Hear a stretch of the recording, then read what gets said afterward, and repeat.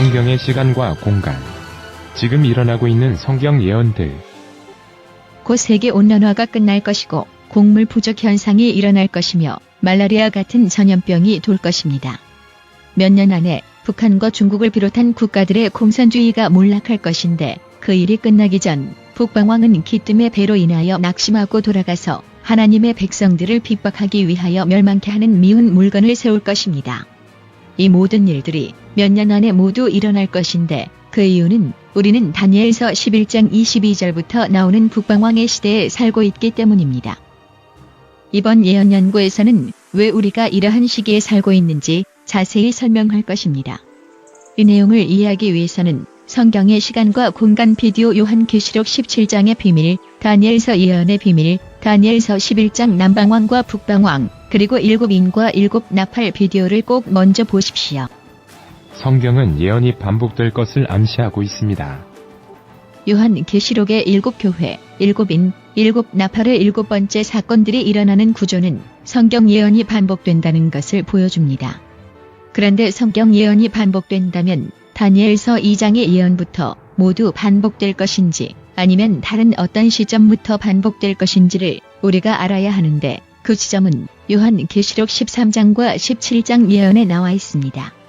요한이 13장에서 본 짐승은 헬라 제국을 상징하는 표범이었는데 17장은 그 시기를 더 자세하게 설명하기 위해서 그 짐승이 아직 개발되지 않은 지역을 상징하는 땅에 있었다고 하였습니다. 즉, 그때는 역사적으로 헬라 제국 후반기로 로마 제국은 아직 시작되지 않았던 시기였기 때문에 헬라 제국의 역사의 반복이 일어나는 시점이 된다는 것을 알 수 있습니다. 그런데 이 지점은 다니엘서 11장의 시작 지점과 같기 때문에 다니엘서 11장 예언부터 예언이 반복된다는 것을 알 수 있습니다. 다니엘서 11장 2절. 다니엘서 11장 남방왕과 북방왕 비디오에서 다니엘서 11장 40절부터 나온 마지막 북방왕이 나폴레옹이라는 것을 알 수 있었습니다. 그러므로 다니엘서 11장이 반복되기 위해서는 나폴레옹 시대 이후부터 시작되어야 합니다. 그런데 요한계시록 13장의 예언은 헬라 제국부터 시작되었기 때문에 나폴레옹의 프랑스는 헬라 제국 시대의 전시대인 페르시아 제국 시대를 상징한다는 것을 알 수 있습니다.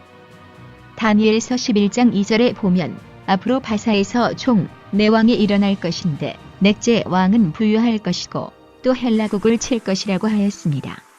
다니엘서 11장이 나폴레옹 시대의 끝이 났으므로 여기 언급한 4왕은 나폴레옹 이후에 프랑스에 나타날 통치자들임을 알 수 있습니다. 1814년 나폴레옹 1세가 실각한 이후 루이 18세가 국왕으로 즉위합니다. 루이 18세가 사망한 뒤에는 샤를 10세가 왕이 되고 그 다음은 1830년 루이 필립 1세가 왕이 됩니다. 2세 왕의 시대가 끝나고 제2공화정의 첫 대통령으로서 나폴레옹 3세라 불리는 루이 나폴레옹이 즉위합니다. 나폴레옹 3세는 1852년 프랑스 황제로 즉위하였고 1870년까지 권력을 유지하였습니다. 이 시기에 급속한 산업화와 도시화가 그리고 경제 부흥이 일어났었습니다. 나폴레옹 3세는 나폴레옹 1세 이후 4번째 왕이기 때문에 그가 다니엘서 11장에 나온 부요한 넷째 왕임을 알 수 있습니다. 그리고 다니엘서 11장은 그가 그 부요함으로 강하여진 후에는 모든 사람을 격동시켜 헬라국을 칠 것이라고 말하였습니다. 나폴레옹 3세가 벌인 전쟁은 프로이센과의 전쟁이었고 이 전쟁에서 크게 패하였습니다. 프로이센은 독일 제국을 가리킵니다. 다니엘서 11장의 첫 번째 적용 때 4왕 중 4번째 왕인 아하수에로 왕이 그리스를 침공했다가 패하였던 것처럼 나폴레옹 3세는 독일과의 전쟁에서 대패하고 죽게 됩니다. 그러므로 이 성경절에 나온 헬라국은 독일 제국을 가리킨다는 것을 알 수 있습니다. 다니엘서 11장 3절과 4절.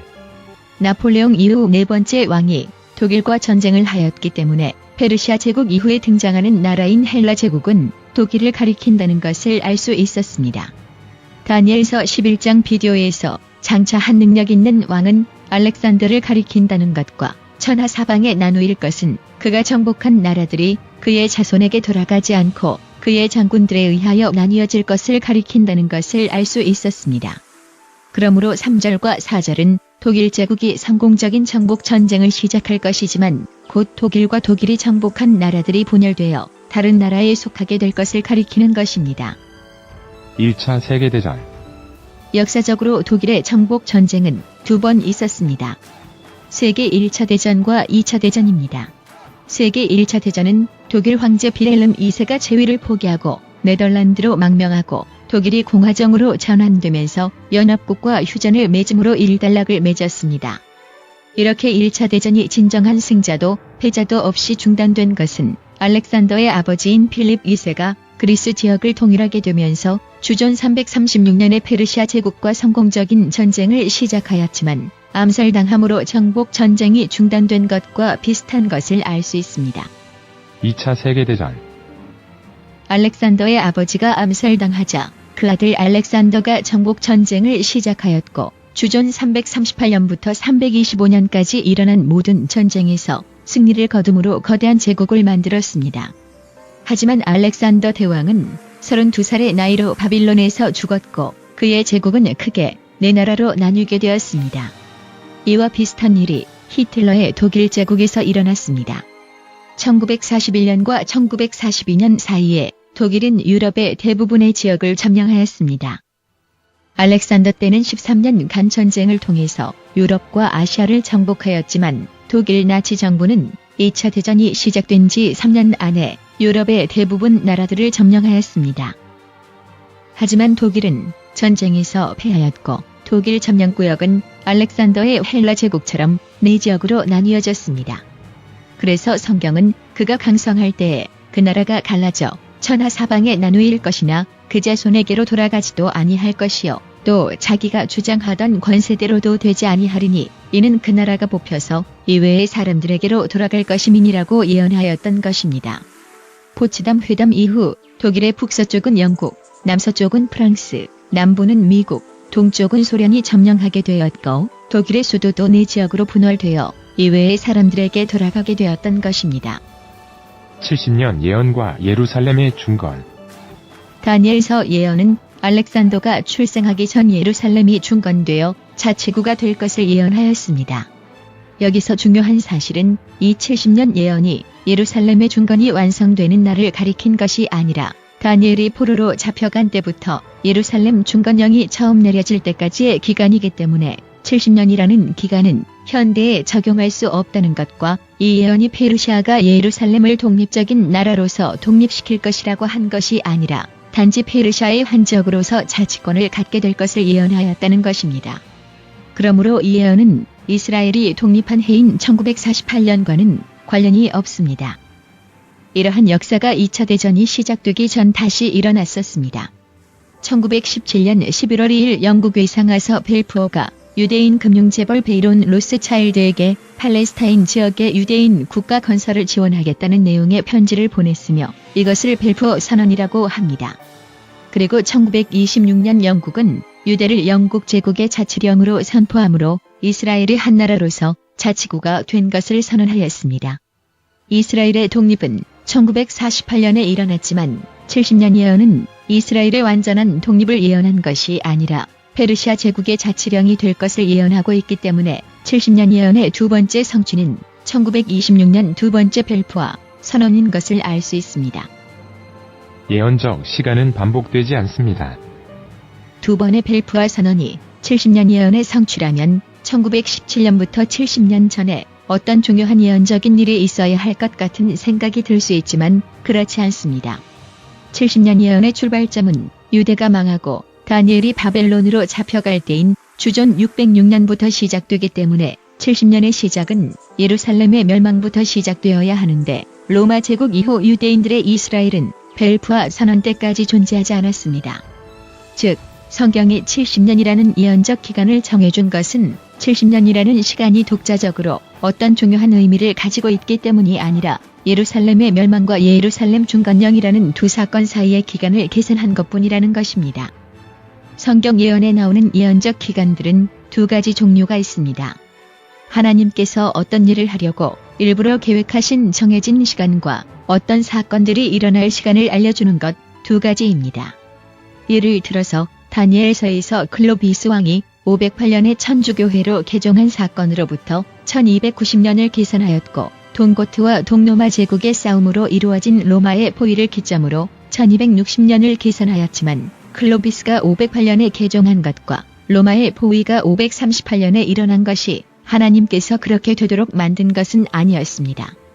이러한 사건들은 미래에 그렇게 될 것을 예언한 것이지 그렇게 되도록 억지로 만든 것이 아니기 때문입니다. 이러한 예언들에 나온 시간은 단지 그러한 사건들이 일어날 때를 가리켜주기 위하여 언급된 것입니다. 이렇게 어떤 사건이 일어난 때를 역사적으로 지적하는 예언적 기간과는 달리 처음부터 하나님께서 계획하시고 그렇게 되도록 작정하신 기간이 있습니다. 그 기간은 바로 2300주야입니다.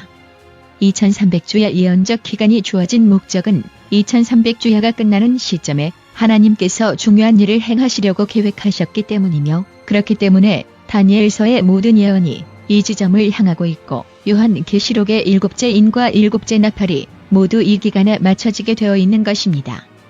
그러므로 2300주야의 끝 지점은 어느 누구도 바꿀 수 없는 하나님께서 정해놓은 시간입니다. 그리고 성경의 다른 모든 예언적 시간은 2300주야의 끝인 1844년부터 계산되어 기록되었습니다. 1844년을 우리에게 알려주기 위해서 1844년을 계산할 수 있는 2300년 예언을 주었고 2300년을 여러 다른 사건들로 나누어서 분리된 기간들을 알려주므로 2300주야의 끝이 1844년에 끝난다는 것을 증명하고 있는 것입니다. 1260년의 환난을 여러 번 언급한 이유도 마찬가지입니다. 1260년이라는 숫자가 어떤 중요한 의미를 가지고 있기 때문이 아니라 1260년 이후에 일어날 사건이 1260년의 환난을 일으킨 세력이 누구인지를 밝힐 수 있는 증거가 되기 때문에 1260년이 여러 번 언급된 것입니다. 즉, 2300주야의 끝인 1844년만 하나님께서 작정하신 날이고 다른 모든 기간들은 이 해를 중심으로 일어날 날을 연대순으로 계산한 결과라는 것입니다. 하나님께서는 단지 어떤 기간을 예언에 정해놓기 위해서 사람들의 자유의지를 제어하고 억지로 사건들을 만들지 않으십니다.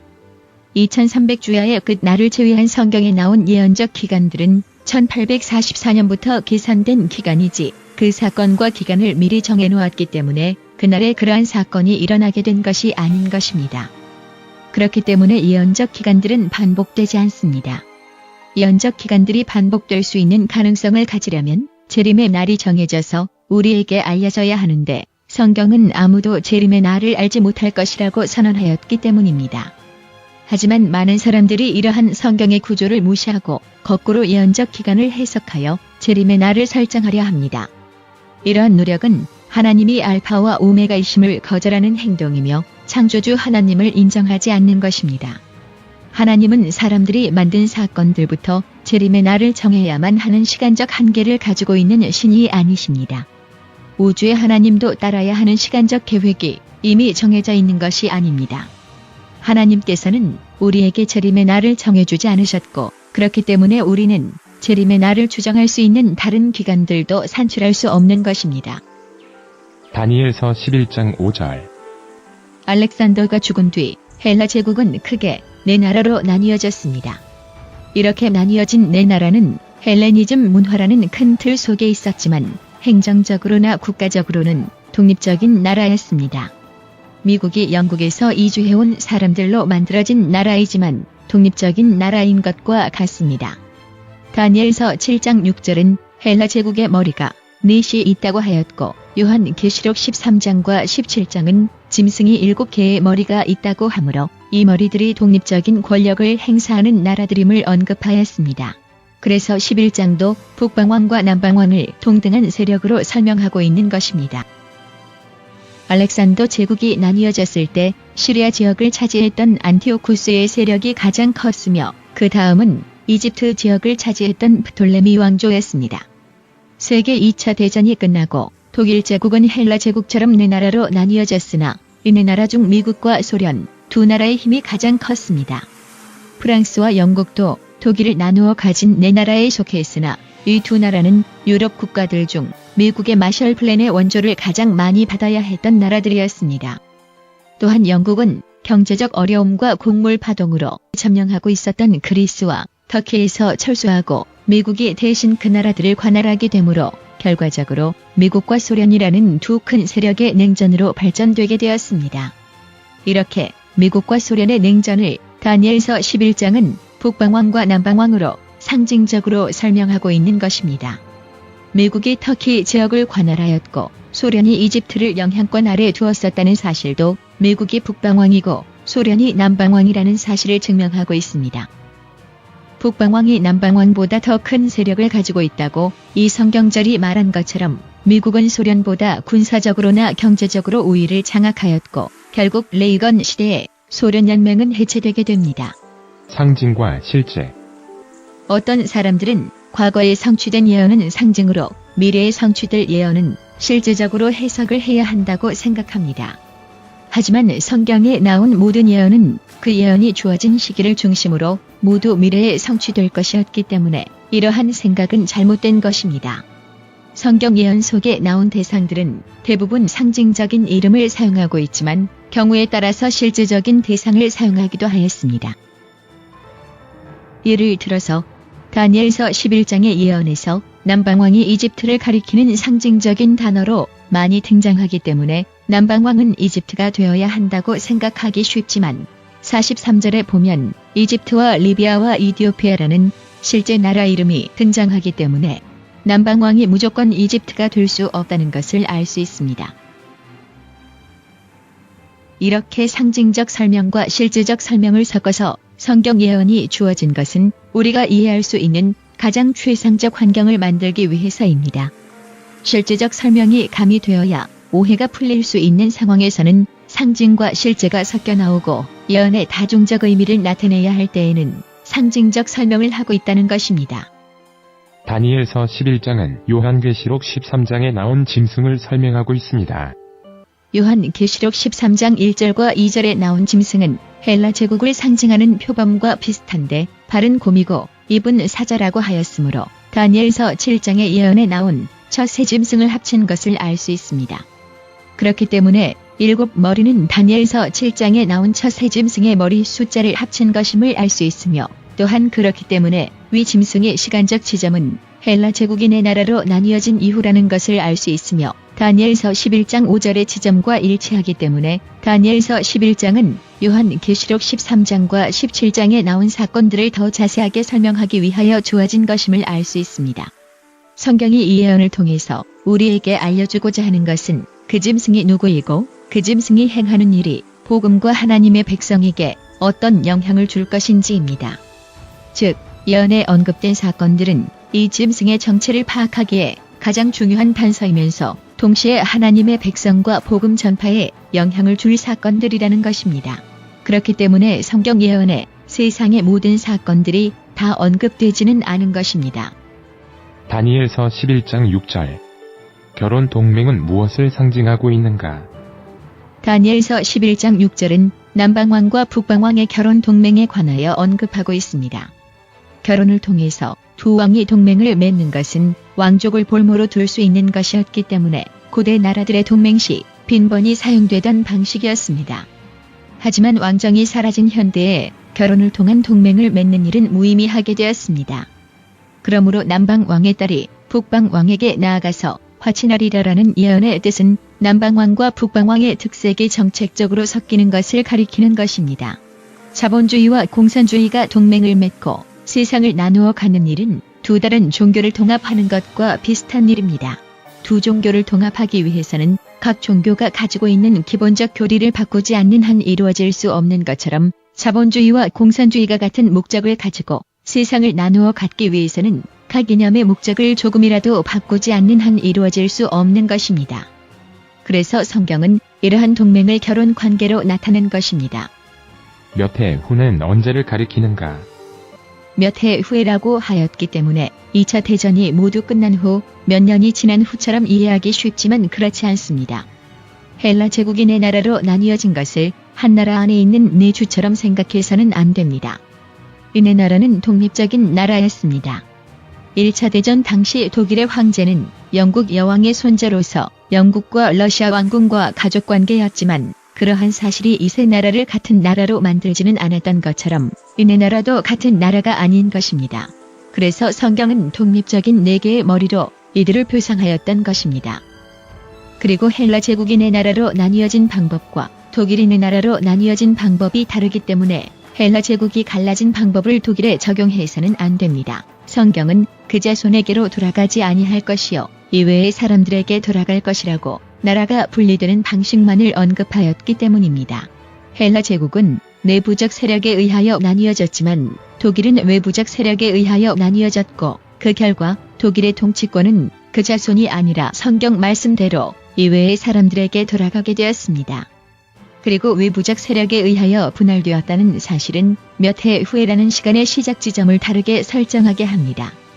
헬라 제국의 분할처럼 내부적으로 일어난 것이면 정복 전쟁이 끝나고 영토가 분할된 때부터 북방왕과 남방왕이 형성되지만 외부적 세력에 의한 분할은 이미 땅의 분할과 상관없이 이미 남방왕과 북방왕이 존재하는 상태로 분할이 일어나기 때문에 땅의 분할과 남방왕과 북방왕의 출현이 시간적으로 연속적일 필요가 없기 때문입니다. 2차 대전 당시 미국, 영국, 소련은 전쟁이 끝나기도 전에 승리할 것을 확신하고 얄타 회담을 열어 독일 점령 지역을 어떻게 나누어 가질 것인가를 협약하였습니다. 그렇기 때문에 이미 남방왕과 북방왕은 정해진 상태였습니다. 그러므로 몇 해 후에라는 말씀의 시작 지점은 2차 대전이 끝난 후부터 몇 해 후가 아니라 북방왕과 남방왕의 신분이 확실해진 때부터 얼마 후가 되는 것입니다. 그 왕은 서지도 못하며 권세가 없어질 뿐 아니라 이 공주와 그를 데리고 온 자와 그를 낳은 자와 그때에 도와주던 자가 다 버림을 당하리라는 말씀에서 그 왕은 얄타 회담을 통해 소련과 동맹을 맺은 루즈벨트 대통령을 가리킵니다. 하지만 이 말씀대로 루즈벨트는 얄타 회담 이후 얼마 있지 않아 죽고 트루먼이 대통령이 됩니다. 얄타 회담과 포츠담 회담 때까지만 해도 미소 냉전은 시작되지 않았었습니다. 하지만 트루먼이 대통령이 되고 트루먼 독트린과 영국의 철칠 수상의 철의 장막 연설로 미국은 소련을 자극하기 시작했고 미국이 마샬 플랜으로 얄타 회담 때 이미 동의한 동유럽과 중앙유럽 나라들에 관한 소련의 관할권을 빼앗으려 하자 냉전이 시작되게 되었습니다. 이렇게 미국이 얄타 회담에서 서로 협약한 것들을 무시하고 세계의 새로운 질서를 만들려는 계획을 실행해 옮긴 것을 성경은 이 공주와 그를 데리고 온 자와 그를 낳은 자와 그때에 도와주던 자가 다 버림을 당하리라고 표현한 것입니다. 다니엘 11장 7절과 8절. 여기에 나온 결혼관계는 민주주의와 공산주의의 동맹이기 때문에 공주는 이념을 상징하고 이 공주의 본족에서 난 자는 이 이념의 근원인 소련 공산당을 가리킵니다. 트루먼 독트린이 나오자 스탈린은 1948년에 소련의 위성 국가들 중 유일하게 민주주의 정부를 가지고 있었던 체코를 공산화시킵니다. 그리고 동유럽과 중앙유럽의 소련의 위성 국가들이 마샬 플랜을 받고 자본주의로 전향할까봐 몰로토프 계획을 준비합니다. 유고슬라비아의 티토가 커민턴에서 탈퇴하자 소련은 위성 국가들의 자치적 공산화를 금지하고 소련식 공산화를 강요합니다. 1948년 폴란드의 고물카가 소련식 정부를 세우는 일에 반대하고 유고슬라비아의 티토의 방식을 지지하자 스탈린은 그를 면직시키고 체포합니다. 헝가리에서도 1948년 공산당이 정부를 장악하게 되고 공산당에 반대하는 당들의 지도자들을 시베리아 등으로 유배를 보냅니다. 이렇게 미국이 트루먼 독트린과 마샬 플랜으로 얄타 회담과 포츠담 회담에서 공약한 사항들을 어기고 소련 아래에 있도록 공약한 동유럽 국가들에 대한 영향력을 증가하자 소련은 동유럽의 나라들을 소련식 공산화로 더 강한 철의 장막을 만들어 북방왕 미국의 반격을 가한 것을 위 성경절이 나타내고 있는 것입니다. 다니엘서 11장 9절. 다니엘서 11장 9절은 번역소에 따라서 완전히 반대대로 번역을 하였습니다. 킹 제임스 성경은 남쪽 왕이 북방왕국으로 들어갔다가 돌아갔다고 번역하였고 다른 번역서는 북방왕이 남쪽 왕국으로 들어갔다가 돌아갔다고 번역을 하였습니다. 그래서 이 구절을 정확히 해석하기가 불가능한 것처럼 보입니다. 하지만 이러한 번역의 혼란이 실제로는 해석을 돕고 있습니다. 왜냐하면 이러한 반대적 성경 번역이 동시에 적용될 수 있는 사건이 실제로 있었기 때문입니다. 그 사건은 베를린 봉쇄입니다. 베를린 봉쇄는 베를린이 독일의 수도로 소련 점령지 안에 있었고 그래서 서베를린으로 들어가는 육로를 막아서 물자 공급이 될 수 없게 하였던 것을 가리키는데 11개월 동안 계속되다가 1949년 5월에 스탈린이 스스로 그 봉쇄를 풀었습니다. 이 사건을 소련을 중심으로 보면 남쪽 왕이 그의 왕국으로 들어갔다가 자기 땅으로 되돌아가리라고 해석한 킹 제임스 번역이 어울리는 것 같습니다. 하지만 베를린 봉쇄를 서방 세력을 중심으로 보면 북방왕이 남방왕의 나라로 쳐들어갈 것이나 자기 본국으로 물러가리라는 해석도 가능하게 됩니다. 왜냐하면 스탈린의 당초 의도와는 반대로 서방 세력의 대규모 공수작전으로 서베를린 시민들은 서방 세력에 더욱 의지하게 되었고 서베를린의 공산당에 대한 지지는 떨어지게 되었으며 이 사건으로 북대서양 조약기구가 창설되는 계기가 만들어졌기 때문입니다. 다니엘서 11장 10절과 11절 1948년 4월 18일에 있었던 이태리 선거에서 CIA의 도움으로 민주당이 공산당을 이기고 승리하자 미국은 이러한 방법으로 한나라도 무너뜨릴 수 있다는 자신감을 얻게 됩니다. 그래서 1949년 9월 6일 워싱턴에서 나토 회의가 열렸을 때에 소련의 위성국가였던 알바니아의 반혁명 운동을 시작할 것을 결의하고 많은 무장관 접들을 알바니아 지역에 침투시킵니다. 하지만 이 작전을 소련이 미리 알게 되었고 결국 300명이 넘는 사람들이 죽거나 체포되어 미국의 완패로 끝나게 됩니다. 이렇게 수백 명의 무장관 접들을 소련 영토로 보내었던 것을 성경은 남방왕의 견고한 성까지 칠 것이요라고 설명하고 있으며 그 무리가 그의 손에 붙임 바 되리라고 북방왕의 실패를 예언하고 있는 것입니다.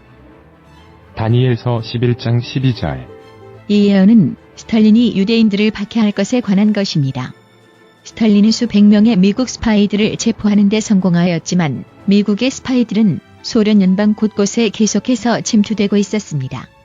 이러한 시기에 1948년 소련의 도움으로 이스라엘이 독립되지만 독립 후 이스라엘이 소련을 버리고 미국 편이 되자 스탈린은 소련에 사는 200만의 유대인들을 제5열, 즉 적관을 통하는 스파이 집단이라고 명하고 그들을 박해하기 시작하였고 1953년에는 의사들의 음모라고 불리는 사건에서 많은 유대인 의사들을 학살하기도 하였습니다. 하지만 이 성경 예언처럼 스탈린은 유대인들을 박해함으로 그의 세력을 더하지 못하였습니다. 도리어 그는 1953년 3월 5일 뇌출혈로 죽었는데 그가 죽어갈 때 그의 곁에는 아무도 없었고 그의 죽음과 의사들의 음모 사건이 연관되어 있다는 설도 있습니다. 다니엘서 11장 13절부터 16절 몇 대 곧 몇 해 후에라고 하였으므로 이 사건은 앞 사건으로부터 몇 년이 지난 이후에 일어날 일들임을 알 수 있습니다. 다니엘서 11장의 첫 번째 역사적 적용에서 위 성경절은 율리어스 케사르에 관한 사건들이 시작하는 부분인데 그의 이야기를 끝으로 남방왕은 한동안 없어지게 됩니다. 그러므로 위 성경절이 가리키는 사건은 미소 냉전이 끝나는 시기에 나타날 사건들을 가리킨다는 것을 알 수 있으며 미소 냉전을 끝냈던 로널드 레이건 대통령 시대에 일어난 사건들을 가리킨다는 것을 알 수 있습니다. 그때 여러 사람이 일어나서 남방왕을 칠 것이요라고 하였으므로 냉전이 끝나갈 시기에 북방왕인 미국과 연합해서 여러 세력들이 남방왕인 소련 공산주의에 대항할 것을 알 수 있습니다. 내 백성 중에서도 강포한 자가 스스로 높아져서 이상을 이루려 할 것이라고 하였는데 내 백성 중에서도 강포한 자는 킹 제임스 번역에 의하면 내 백성을 강탈한 자들을 가리킵니다.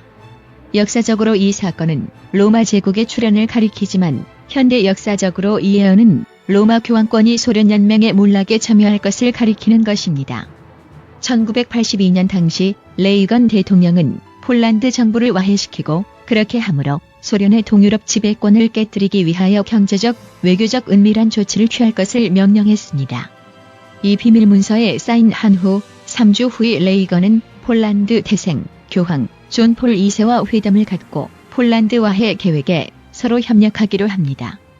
레이건은 우리는 얄타 회담에서 큰 실수를 하였다는 것을 느꼈고 그래서 어떤 조치를 취해야 한다고 생각한다고 말하였습니다.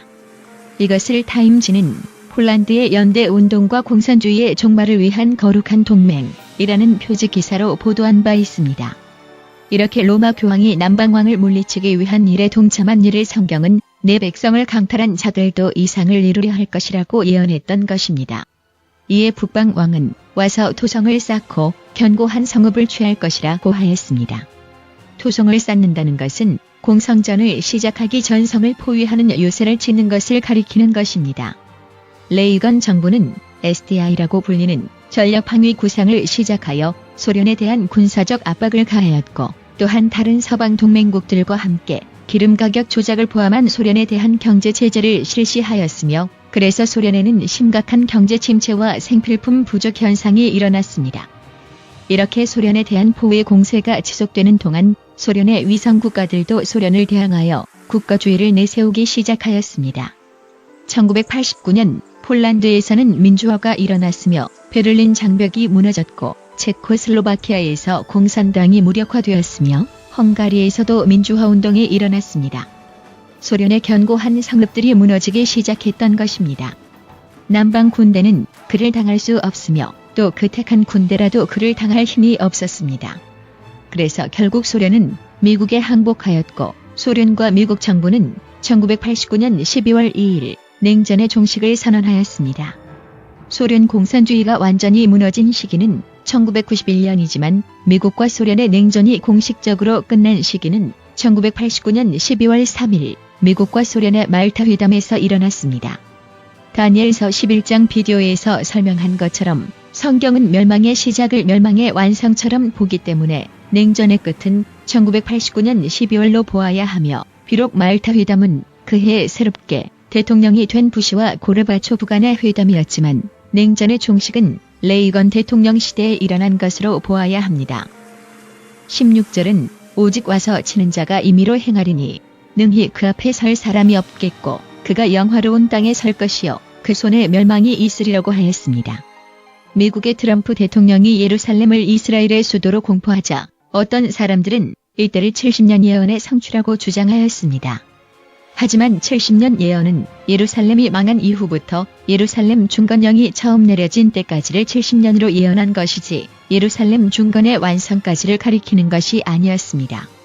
또한 예루살렘 중건령은 예루살렘을 페르시아 제국의 한 자치주로서 세울 것을 명령한 것이지 예루살렘을 수도로 공포하거나 예루살렘의 독립을 선언한 것이 아니었습니다. 하지만 트럼프 대통령의 강력한 친이스라엘 정책은 중동 지방의 정세를 완전히 바꾸어 놓았는데, 정치가들은 트럼프의 이스라엘 정책을 레이건 정책과 같은 것이라고 말하고 있습니다. 레이건의 친이스라엘 정책은 선거 때 공화당 후보로서 그를 40%가 넘는 유대인들의 표를 받게 하였고, 1980년에 이스라엘 수상은 레이건 정부를 가장 강력한 친이스라엘 정부라고 선언하기도 하였습니다. 또한 소련 연방의 유대인 반체제 인사들의 구금과 반유대인 이민 정책을 공격함으로 소련에 사는 유대인들을 지지하기도 하였습니다. 그가 영화로운 땅에 들어갈 것이라는 예언은 레이건이 정책적으로 많은 나라들의 반대에도 불구하고 이스라엘 편에 서게 되었던 역사를 가리키고 있는 것입니다. 다니엘서 11장 17절부터 19절. 17절. 그가 결심하고 전국의 힘을 다하여 이르렀다가 그와 화친할 것이요. 소련 공산주의가 무너진 이유는 단지 레이건과 서방 세력의 경제 제재나 군사적 압박뿐만이 아니었습니다. 고르바초프는 무너져가는 소련의 경제 체제를 살리고 민생을 살리기 위하여 1985년 그가 정권을 잡았을 때부터 페레스트로이카라는 중국식 사회주의 경제 체제와 비슷한 오픈 경제 정책을 실시하였고, 글라스노스트라는 소련 시민들의 표현의 자유를 보장하는 정책을 실시하였습니다. 이러한 정책과 서방 세력의 경제 제재가 어울려서 미소 냉전이 신속히 끝났고 1989년 한 해 안에 대부분의 소련 위성 국가들이 민주화를 시작할 수 있었던 것입니다. 이렇게 레이건 대통령과 고르바초프 간에 만들어낸 협력에 관하여 성경은 북방왕인 미국이 전국의 힘을 다하여 이르렀다가 그와 화친할 것이라고 하였던 것입니다. 또 여자의 딸을 그에게 주어 그 나라를 패망케 하려 할 것이나 이루지 못하리니 그에게 무익하리라고 성경은 말하였습니다. 11장 6절에서도 남방왕과 북방왕의 결혼 동맹에 관하여 언급하였듯이 여자의 딸은 소련의 공산주의적 이념을 나타낸 것인데, 킹 제임스 성경은 또 그가 이같이 행하리니 곧 여자들의 딸을 더럽게 하고 그에게 그녀를 주리라고 번역하였습니다.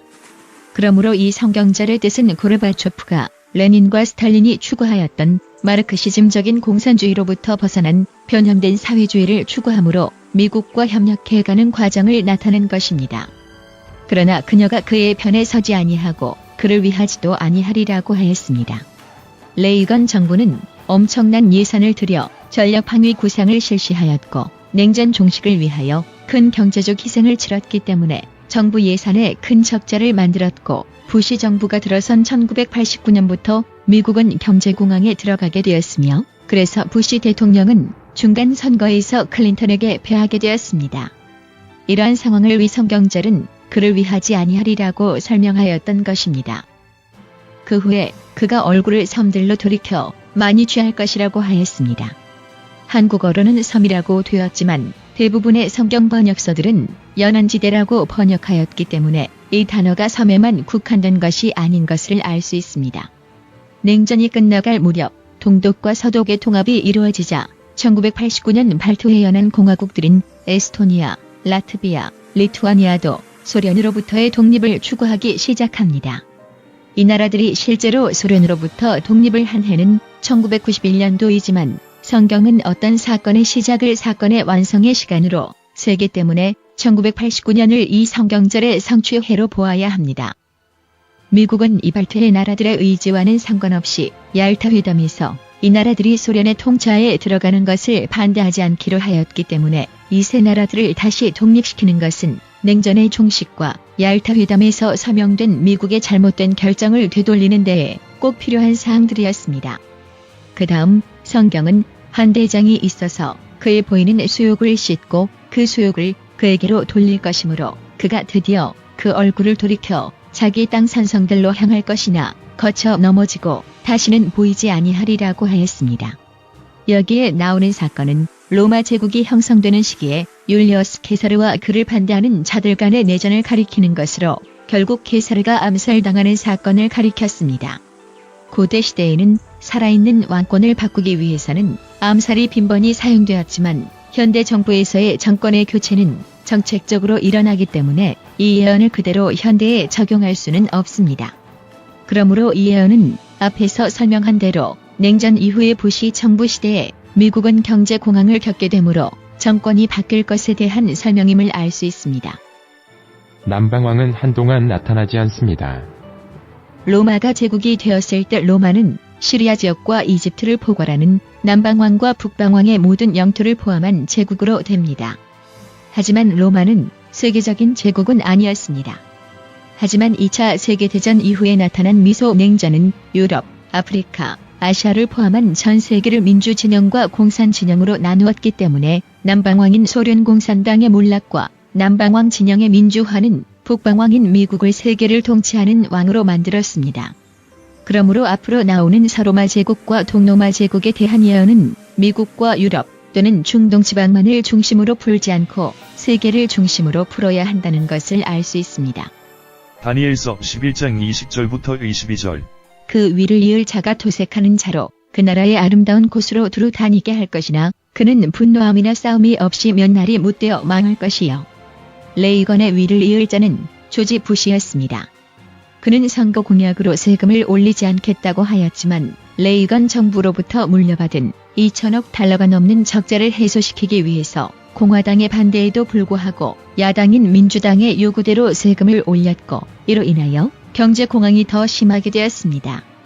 그래서 성경은 그를 도색하는 자, 곧 세금을 거두는 자로 나타낸 것입니다. 경제 정책의 실패로 부시는 한 임기밖에 하지 못한 채 내려왔고 새로운 경제 정책을 내세운 클린턴이 대통령이 됩니다. 클린턴이 대통령이 된 시기는 냉전도 끝나고 경제 공황도 거의 끝나갈 무렵 평안한 때였지만 그와 함께 일하던 여비서들과의 스캔들에 휩싸이게 되어 불명예스럽게 그의 임기가 끝나게 됩니다. 그래서 성경은 그 위를 이을 자는 한 비천한 사람이라 나라 영광을 그에게 주지 아니할 것이나 그가 평안한 때를 타서 괴율로 그 나라를 얻을 것이며 라고 하였던 것입니다. 그리고 로마의 티베리우스 케사르가 자신의 신임을 받은 자로부터 죽임을 당한 것처럼 클린턴도 넘치는 물 같은 군대가 그에게 넘침을 입업해야 할 것이요 라고 하였던 것입니다. 그 뒤에 언급된 동맹한 왕은 언약의 왕이라는 뜻으로 로마 시대에 돌아가실 그리스도를 나타내는 예언이기 때문에 현대에는 적용되지 않습니다. 예언 해석의 주의사항. 다니엘서 11장의 예언은 역사적으로 로마의 티베리우스 황제를 마지막으로 로마 제국에 관한 언급을 마칩니다. 하지만 로마 제국에 관한 예언은 여기서 끝나지 않고 요한계시록의 7인에 관한 예언으로 연결됩니다. 연대적으로 다니엘서 11장 22절과 23절 사이에 요한계시록의 7인 중 3인들의 사건들과 7 나팔 중 4 나팔의 사건들이 일어난다는 것입니다. 자세한 설명은 요한계시록의 7인과 7 나팔에 관한 비디오를 보십시오. 다니엘서 11장과 요한계시록의 예언을 현대에 적용할 때 주의해야 할 것은 이 예언들의 첫 번째 적용의 결과를 현대에 그대로 적용하려고 해서는 안 된다는 것입니다. 이 예언들이 로마 시대에 적용되어 특정 결과를 만든 것은 사실이지만 성경 예언이 어떤 결과를 특별히 지목하지 않는 한 그 결과를 현대에 적용하는 것은 성경적이지 않다는 것입니다. 예를 들어서 넷째 나팔이 역사적으로 서로마 제국의 패망을 만들었지만 이것은 넷째 나팔에 관한 예언을 보고 그것을 서로마 제국의 패망으로 해석한 것이지 성경이 직접적으로 서로마 제국의 패망을 구체적으로 지목한 것은 아니라는 것입니다. 그러므로 예언을 있는 그대로 보고 현대에 적용해야 한다는 것입니다. 요한계시록 6장 1절과 2절.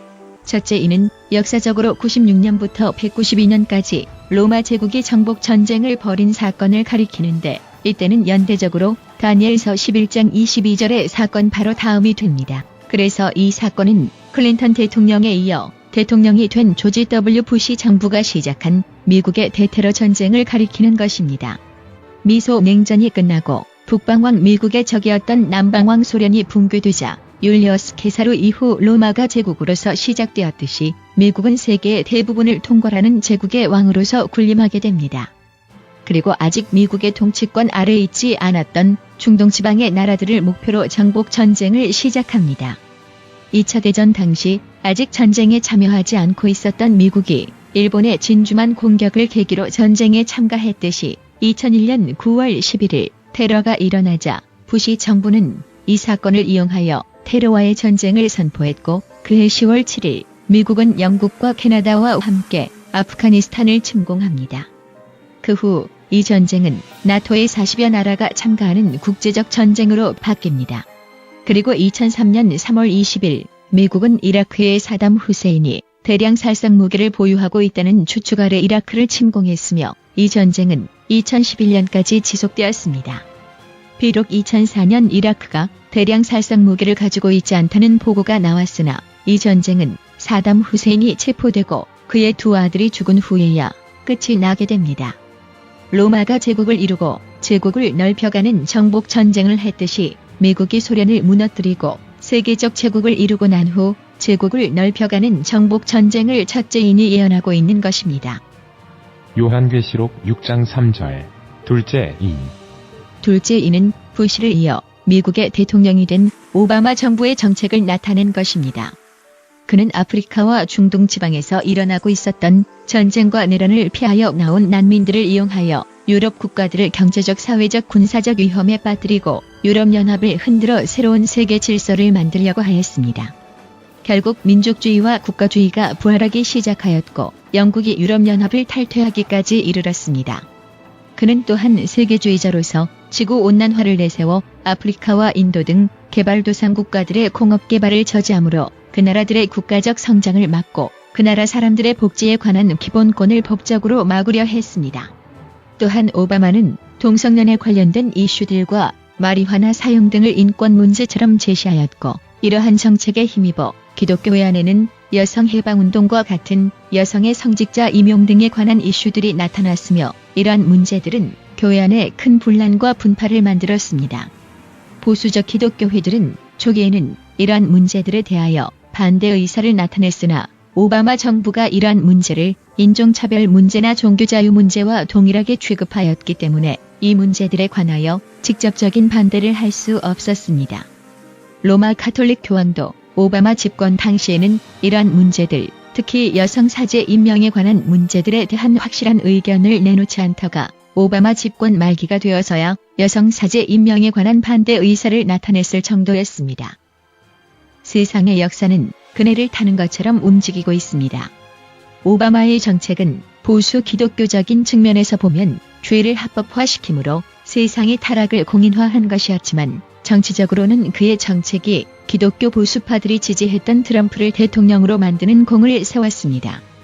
오바마 정권의 도덕적 타락에 반대하는 보수 기독교인들이 이러한 문제들을 해결하고자 트럼프를 대통령으로 만들었기 때문입니다. 그리고 이러한 전체적 상황 때문에 트럼프 정부는 미국을 국가주의 체제로 바꾸는 데 성공했고 세상을 전보다 더 강한 보수적 상태로 만드는 데 성공하고 있는 것입니다.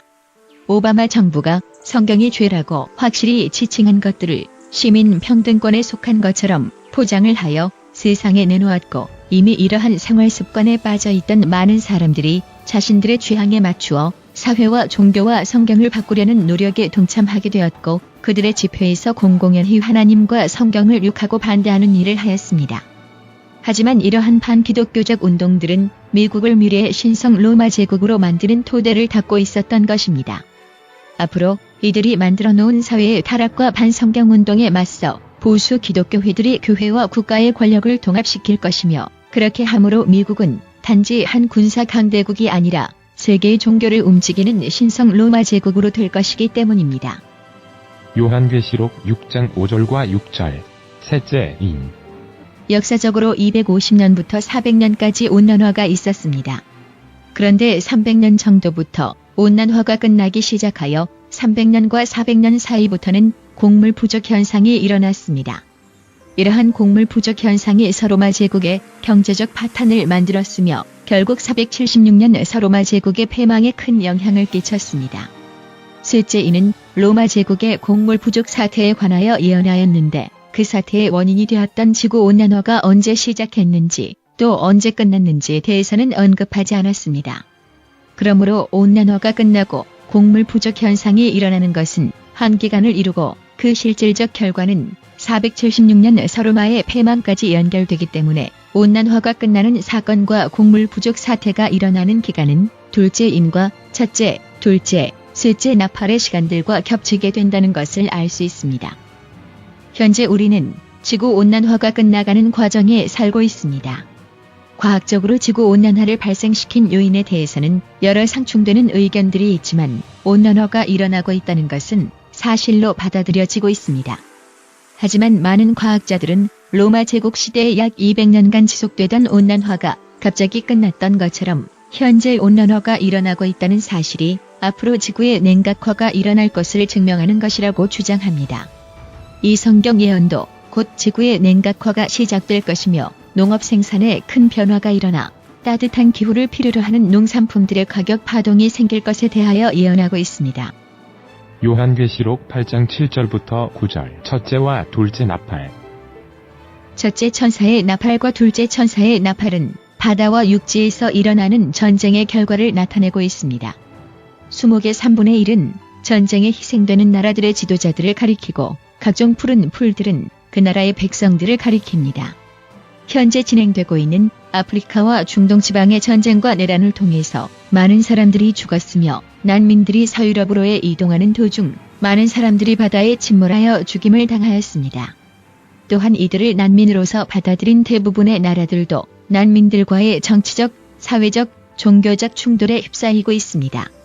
바다 가운데 생명 가진 피조물들의 3분의 1과 배들의 3분의 1은 바다에서 일어나는 전쟁과 전쟁으로 인한 난민들과 그들이 탄 배들의 3분의 1을 가리키는 것입니다.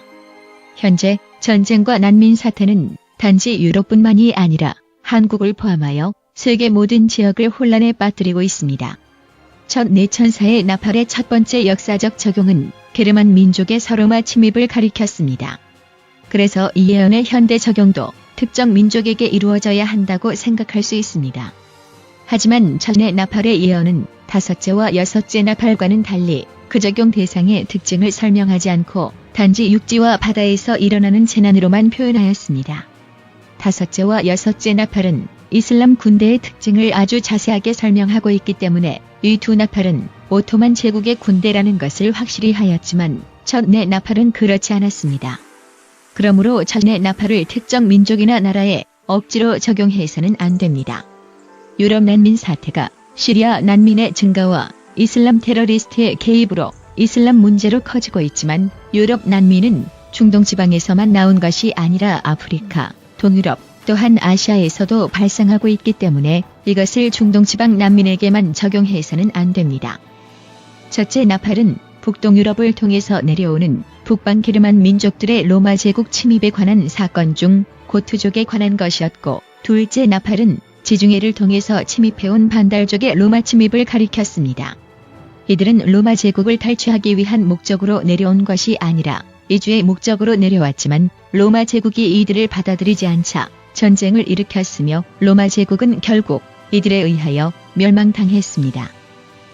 하지만 이 예언을 현대에 적용할 때 이러한 이주가 유럽을 멸망시킬 것이라고 해서는 안 됩니다. 왜냐하면 첫째 나팔이 어떤 특정 국가나 지역을 특별히 언급하지 않고 있기 때문에 이 예언의 첫 번째 적용이 로마 제국이었다는 것을 그대로 현대에 적용할 수 없기 때문입니다. 아래 사진을 보면 게르만 민족의 대이동과 유럽 난민들의 이동이 비슷한 현상을 나타내고 있다는 것을 알 수 있습니다. 유럽 난민 사태는 2015년 4월 지중해를 통해 오던 난민 2,000명을 태운 난민선 5척이 한꺼번에 난파되어 약 1,200명 이상이 사망한 사건이 발생하면서 더욱 심각한 문제로 대두되었습니다. 또한 중동 및 아프리카 지역에 발생하는 전쟁과 내란은 2014년 말까지 6천만 명이라는 제2차 세계대전 이후 최대치의 난민을 만들었습니다. 또한 2011년부터 시리아 난민이 급격히 증가하면서 이슬람과 기독교의 종교적 갈등도 일어나고 있습니다. 이렇게 바다와 육지에서 일어나고 있는 전쟁과 난민 대이동에 의한 세계적 혼란을 이 첫 두 나팔이 예언하고 있는 것입니다. 요한계시록 8장 10절과 11절, 셋째 천사의 나팔.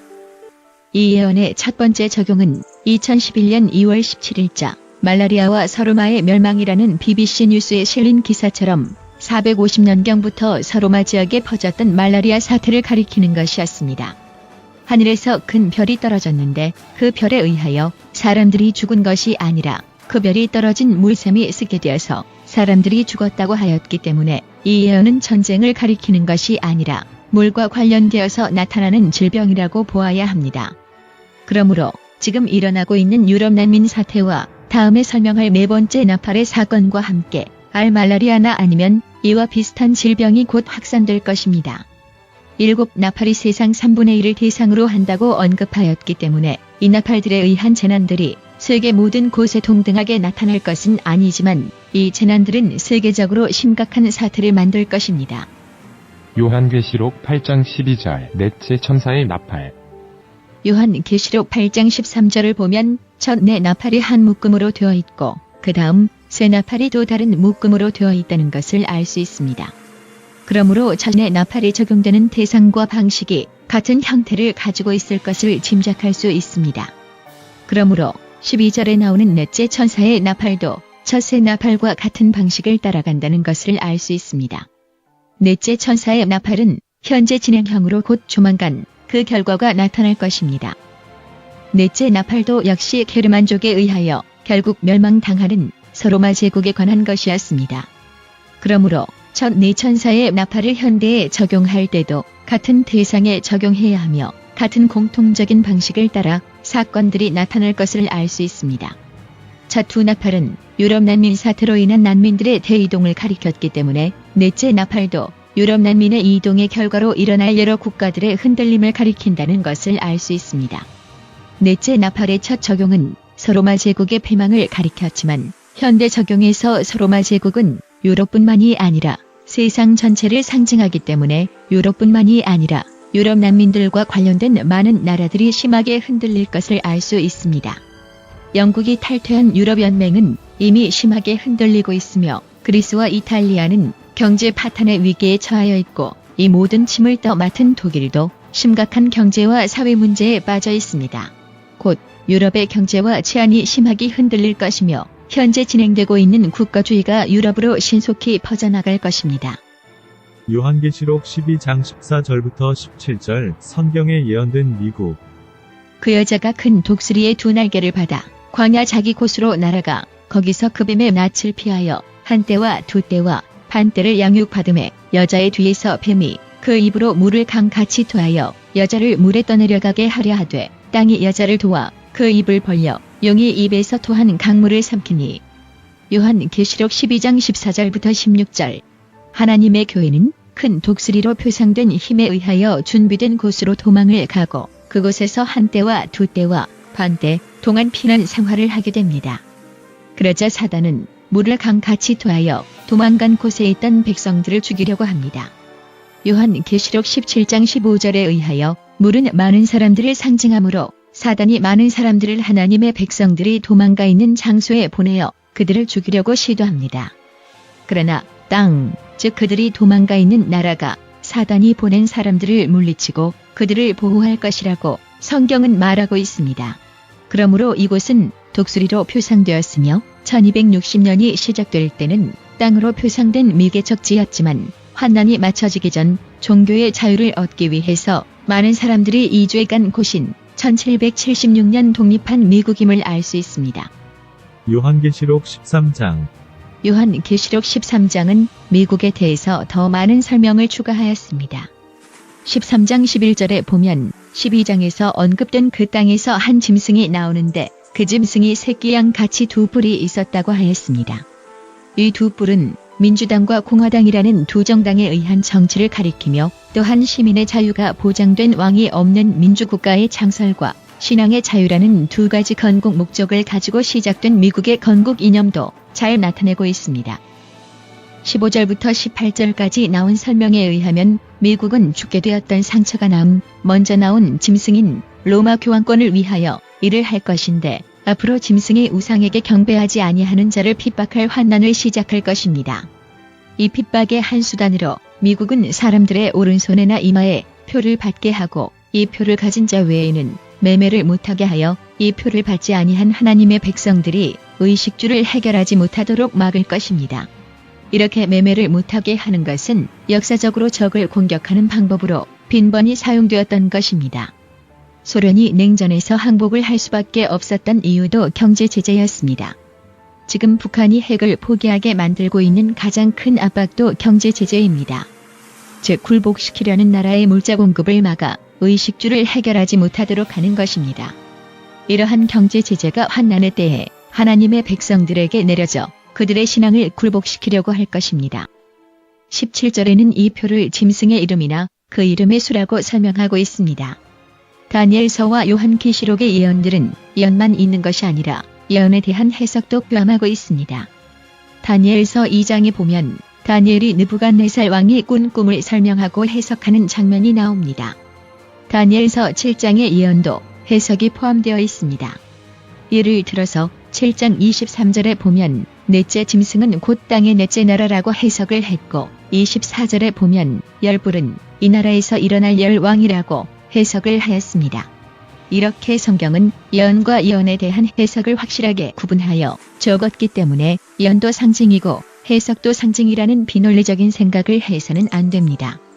성경은 하나님의 창조처럼 논리적이고 과학적인 하나님의 말씀입니다. 다니엘이 느부갓네살 왕에게 그의 꿈을 해석하면서 또 다른 상징적인 이야기를 언급할 이유가 없습니다. 또한 다니엘이 느부갓네살 왕에게 설명한 역사가 그대로 이루어졌다는 것을 우리는 잘 알고 있습니다. 그러므로 요한계시록 13장에 나온 짐승의 표는 성경이 설명한 대로 짐승의 이름이나 그 이름의 수가 되는 것입니다. 즉 표는 상징이고 이 상징에 대한 해석은 짐승의 이름이나 그 이름의 수라는 것입니다.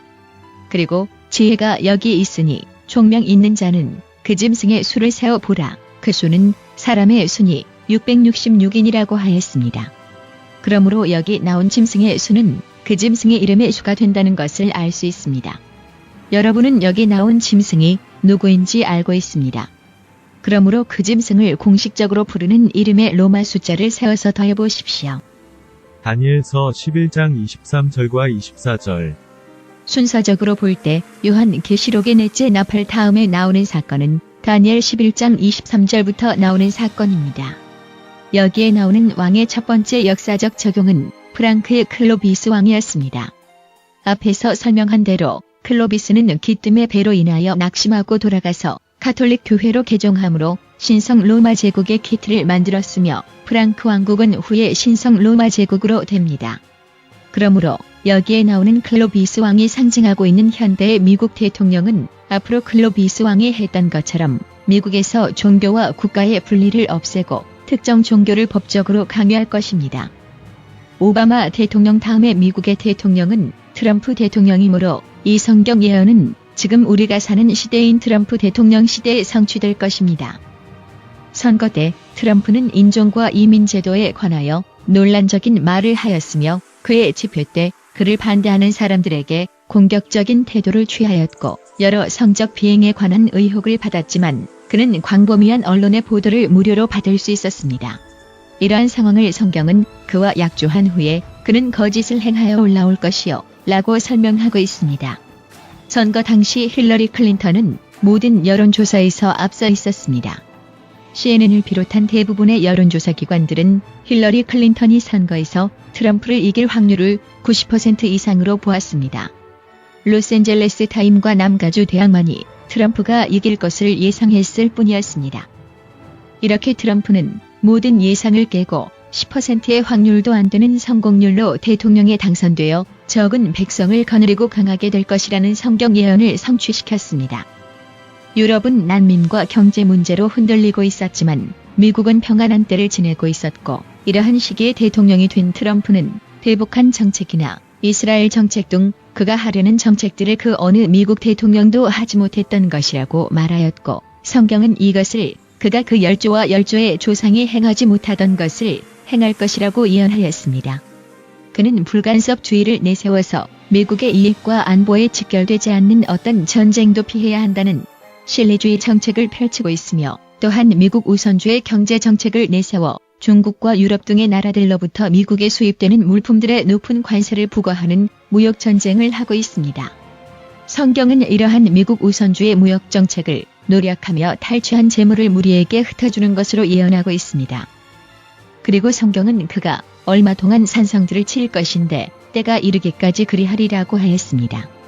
이 말씀에 언급된 때는 이 예언의 첫 번째 적용에서 프랑크 왕국 시대 클로비스 왕이 남방왕을 치러 갔다가 기뜸의 배로 인하여 낙심하고 돌아가서 매일 드리는 제사를 폐하며 멸망케 하는 미운 물건을 세운 해를 가리켰습니다. 그러므로 미국은 얼마 동안 여러 나라들과 전쟁을 하여 그들을 정복할 것인데 이러한 일들은 미국이 종교의 자유를 없애고 국가와 교회를 합치려 하는 법령이 발표될 때까지 계속될 것입니다. 다니엘서 11장 25절부터 30절. 25절부터 나오는 남방왕은 누구인가? 다니엘서 11장 19절 이후로 남방왕은 한동안 언급되지 않다가 25절부터 다시 등장합니다. 첫째 인에서 설명하였듯이 남방왕과의 마지막 전쟁을 한 율리어스 케사르가 죽은 이후 로마 제국이 영토 확장을 위한 정복 전쟁을 시작한 것처럼 미국도 남방왕 소련과의 냉전이 끝나자 테러리스트와의 전쟁이라는 명목 아래 이슬람 국가들과의 전쟁을 시작하였습니다.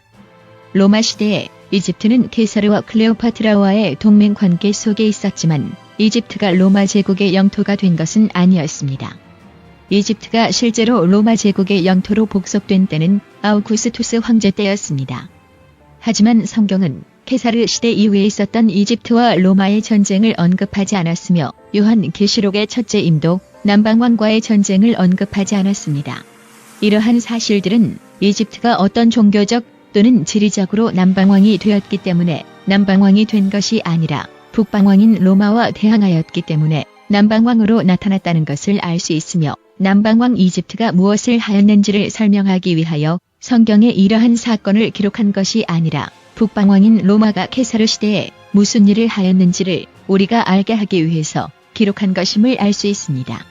또한 케사르 이후 로마가 정복한 나라들은 남방왕과 관련이 없었습니다. 케사르 이후 로마 제국은 영국까지 이르는 대부분의 유럽과 중동 지방을 정복하지만 이 나라들이 성경의 남방왕으로 언급되지는 않았습니다. 또한 성경에 이슬람 종교와 관련되어 언급된 이슬람 군대는 넷째 나팔과 다섯째 나팔에서 언급된 오토만 제국의 군대입니다.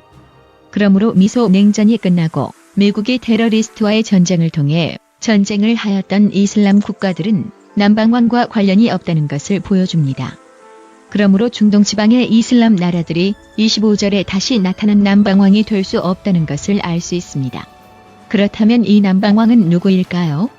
미소 냉전 시대 때 미국과 소련이 북방왕과 남방왕으로 갈라진 이유는 단지 그들이 강대국이었기 때문이 아니라 민주주의와 공산주의를 대표하는 나라였기 때문입니다. 소련 연방과 소련 동맹국들이 지역적으로 남방왕으로 분류된 것이 아니라 그들이 공산주의라는 같은 이념을 추구하였기 때문입니다. 또한 폴란드 민주화의 역사에서 볼 수 있었듯이 미국은 로마 교황청과 동맹하여 이 싸움을 싸우고 있기 때문에 우리 시대에 있는 남방왕은 공산주의라는 것을 알 수 있습니다. 현재 세상에 존재하는 공산 국가는 중국, 큐바, 북한, 베트남, 그리고 라오스입니다. 이 5나라 중 큐바는 이미 미국과 국교를 체결했으며 베트남과 라오스는 미국과 적대 관계에 있지 않고 종교적 박해도 하지 않습니다. 하지만 미국과 대립하고 있는 북한과 중국은 아직도 정부에서 허락하지 않은 종교적 모임이나 활동을 금지하고 있습니다. 미국은 현재 북한 공산주의를 비핵화 문제와 인권과 연결시켜 붕괴시키려 하고 있고 중국을 군사적, 경제적으로 고립시키고 있습니다. 그러므로 이들이 미국이 마지막으로 상대하고 있는 남방왕들임을 알 수 있습니다. 이 예언에 나온 남방왕은 두 나라입니다. 27절을 보면 25절에 나온 남방왕과 북방왕의 싸움은 그때 다 끝이 나지 않고 작정된 기한에 미쳐서 끝날 것이라고 하였습니다. 그러므로 북방왕이 많은 재물을 가지고 본국으로 돌아간 것은 남방왕을 완전히 붕괴시키고 돌아갔다는 것이 아니라 남방왕이 북방왕에게 많은 전리품들을 주어 협약을 맺고 돌려보냈다는 것을 알 수 있습니다. 그런데 29절에 보면 작정된 기한에 다시 나와서 남방에 이를 것이나 이번이 그 전번만 못하리라고 하였는데 27절에서 북방왕이 25절부터 벌인 남방왕과의 전쟁도 작정된 기한에 미쳐서 그 일이 끝날 것이라고 하였기 때문에 그 작정된 때에 두 가지 사건들, 즉 첫 번째 남방왕이 완전히 붕괴하는 것과 두 번째 남방왕과의 전쟁이 일어나는 일들이 모두 일어날 것을 알 수 있습니다. 즉, 첫 번째 남방왕과의 전쟁이 둘째 남방왕과의 전쟁 때 완결될 것이라고 하였기 때문에 이 두 남방왕이 같은 나라라면 둘째 남방왕과의 전쟁이 승리로 끝났다고 해야 하는데 29절에 보면 이번이 그 전번만 못하리라고 하였기 때문에 이 두 전쟁이 같은 나라와 하는 전쟁이 될 수 없다는 것입니다. 그러므로 이 두 남방왕이 같은 나라가 아니라 두 다른 나라들임을 알 수 있습니다. 그러므로 이 성경 예언에 의하면 이 북방왕이 두 번째 남방왕과 전쟁을 하게 될 때 망하게 될 나라는 두 번째 남방왕이 아니라 첫 번째 남방왕이 됩니다. 그리고 북방왕은 두 번째 남방왕의 전쟁에서 완벽한 승리를 얻지 못할 것인데 그 이유는 귀띔의 배들 때문이라고 성경은 말하였습니다. 그리고 북방왕이 두 번째 남방왕과의 전쟁을 할 때 첫 번째 남방왕이 타격을 입을 것이라고 하였으므로 이때 두 번째 남방왕인 중국과 첫 번째 남방왕인 북한이 같은 편에 있지 않을 것을 알 수 있고 그 뜻은 이때 북방왕인 미국과 첫 번째 남방왕인 북한이 동맹할 것을 나타냅니다. 모략을 베풀어 싸울 것이다. 앞에서 언급하였듯이 현재 남아있는 공산주의 국가들 중 실질적인 공산주의 정권을 가지고 있고 미국과 대치 상태에 있는 두 공산주의 국가는 북한과 중국뿐입니다. 그리고 현재 미국에 완전히 포위되어 전면적으로 대치 상태에 있는 나라는 북한이기 때문에 북한이 첫 번째 남방왕이라는 것을 알 수 있습니다. 북방왕이 첫 번째 남방왕과 싸울 때에 성경은 그들이 모략을 베풀어 칠 것이라고 하였고 자기의 진미를 먹는 자가 그를 멸하리라고 하였습니다. 자기의 진미를 먹는 자는 왕과 가족관계에 있는 측근을 가리키므로 이 남방왕의 가족 중 한 사람이 북방왕과 결탁을 맺고 모략을 베풀어 남방왕을 무너뜨리려고 계획할 것을 알 수 있습니다. 하지만 성경은 그 일이 형통하지 못하리라고 하여 그 모략이 성공하지 못할 것이라고 예언하였습니다. 그리고 이 전쟁은 그때 끝나지 않고 작정된 때에 가서야 끝나게 될 것이라고 하였기 때문에 이 첫 번째 남방왕은 그 전쟁에서 죽지 않을 것이고 도리어 북방왕과 결탁을 맺은 자가 망할 것을 알 수 있습니다. 우리는 북한 김정은의 진미를 먹는 자가 쿠데타를 계획했던 일과 또한 그 일이 실패로 돌아가 처형당한 사실을 이미 알고 있습니다. 북한 국방위원회 부위원장이자 김정은의 고모부인 장성택이 2013년 12월 12일에 처형되었습니다. 2013년 12월 YTN 뉴스 특보에 의하면 장성택이 처형된 이유는 그가 김정은 정권을 바꾸려는 음모를 꾸몄기 때문인데 그는 비밀리에 외부 세력과 접촉하고 있었으며 2017년 김정남이 암살당한 이유도 장성택의 음모가 김정남과 관련되어 있었기 때문이라고 하였습니다. 현대 사회에서 고대 왕정을 유지하고 있는 나라는 북한뿐이며 그렇기 때문에 왕의 진미를 먹는 자가 왕을 치려고 하는 사건이 일어날 수 있는 나라도 북한뿐입니다. 지난 6월 미국과 북한이 싱가포르에서 만나 협상을 하였고 미국 정부는 그 협상이 성공적이었다고 발표하였습니다. 국가주의와 실리주의를 강력하게 추구하고 있는 현 미국 정부가 이 협상을 통하여 큰 이익을 얻지 않았다고 볼 수 없지만 일반에게 공개된 발표로만 보아서는 어떤 협정이 그 협상에서 있었는지 알 수 없습니다.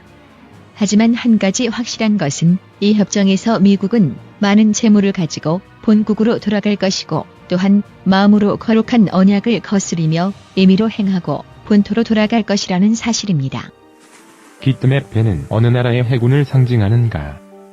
30절에 보면 귀띔의 배들이 이르러 그를 칠 것이라고 하였는데 다니엘서 11장 비디오에서 자세히 설명하였듯이 클로비스가 서구트와 전쟁을 하고 있을 때 동로마 제국의 해군이 그 근처를 순찰하고 있었다는 기록이 있습니다.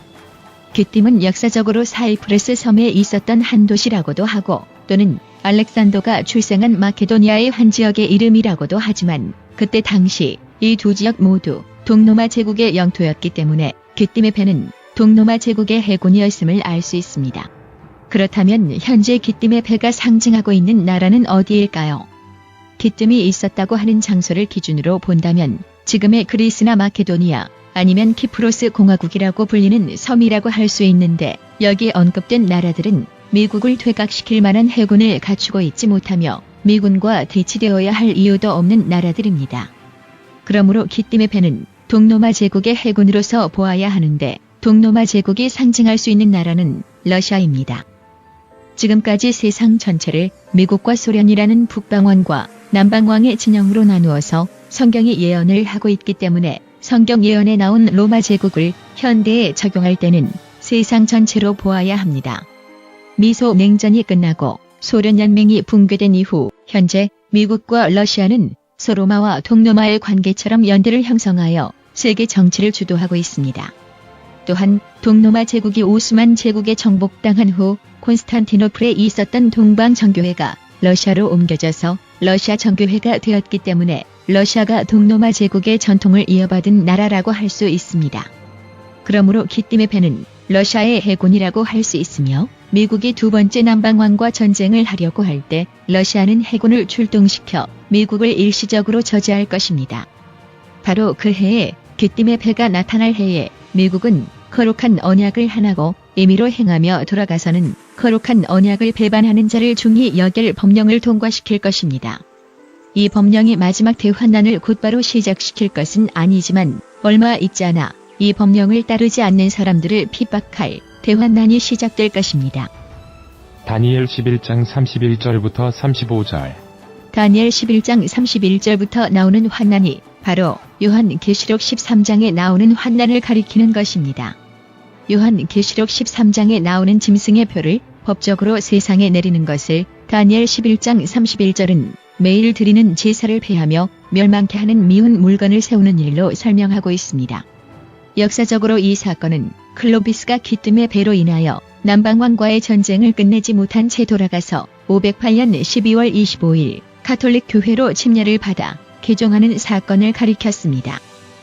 요한계시록 13장의 짐승이 로마 교황권이라는 사실과 짐승의 표가 교황의 이름의 로마 숫자의 도합이라는 사실이 클로비스의 개종과 짐승의 표가 연관되어 있다는 것을 나타냅니다. 그러므로 매일 드리는 제사를 폐하는 일은 미국이 앞으로 로마 가톨릭 교회와 가톨릭 정신을 지지하는 교회들을 위하여 종교의 자유를 없애고 멸망케 하는 미운 물건을 세울 것을 가리키는데 그 물건이 바로 짐승의 표가 될 것입니다. 이 짐승의 표가 법적으로 세상에 세워질 때 이 표의 정당성을 나타내기 위해서 사단은 많은 이적을 행할 것인데 심지어는 불이 하늘로부터 땅에 내려오게 할 것입니다. 이렇게 초인간적인 많은 이적을 행함으로써 이 법이 하늘로부터 인정받은 법인 것처럼 사람들을 속일 것이고 많은 사람들이 이러한 기적에 미혹받아 짐승을 따라 하나님의 백성들을 핍박할 것입니다. 다니엘서 11장 36절부터 39절. 환난의 때에 하나님의 백성들은 그들이 믿는 하나님을 세상에 증거할 것이지만 그때 세상을 지배할 왕은 자기 뜻대로 행하며 스스로 높여 모든 신보다 크다 하며 비상한 말로 신들의 신을 대적할 것이며 그가 모든 것보다 스스로 크다 하고 그 열조의 신들과 여자의 사모하는 것을 돌아보지 아니하며 아무 신이든지 돌아보지 아니할 것이나 그 대신에 세력의 신을 공경할 것이요 또 그 열조가 알지 못하던 신에게 금은 보석과 보물을 들여 공경할 것이며 그는 이방신을 힘입어 크게 견고한 산성들을 취할 것이요 무릇 그를 안다 하는 자에게는 영광을 더하여 여러 백성을 다스리게도 하며 그에게서 뇌물을 받고 땅을 나눠주기도 할 것입니다. 하지만 곧 요한계시록 16장의 7 재앙이 세상에 내려질 것입니다. 7 재앙 중 6째 재앙에 속한 사건인 요한계시록 16장 14절은 전능하신 이의 큰 날에 대하여 설명하고 있는데 이 날은 15절에 설명하였듯이 그리스도의 재림의 날을 가리킵니다. 이때 아마겟돈이라는 장소에 세계대전을 위하여 세계의 모든 왕들이 집결할 것입니다. 여기에 나온 유프라테스 강은 현재 이라크에 있는 강으로 5째와 6째 나팔 당시 오토만 제국이 시작되어 동로마 제국을 무너뜨린 지역입니다. 그러므로 아마겟돈 전쟁이 바로 5째와 6째 나팔의 사건을 재현시키는 사건이 된다는 것을 알 수 있습니다. 그리고 아마겟돈 전쟁이 시작되려 할 때 7째 재앙이 내릴 것이고 7째 재앙이 내리는 동안 그리스도께서 재림하실 것입니다.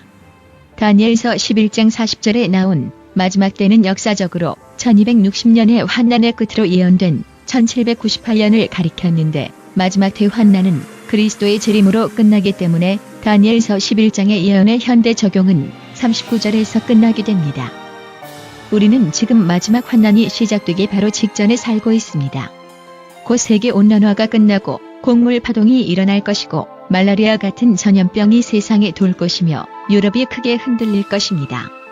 마지막 남은 두 공산주의 국가인 북한과 중국을 붕괴시키기 위한 미국의 계획은 이미 진행되고 있습니다. 지금 우리는 우리의 구원을 위하여 성경이 말하는 진리가 무엇인지를 알아야 할 때입니다. 성경의 시간과 공간이었습니다.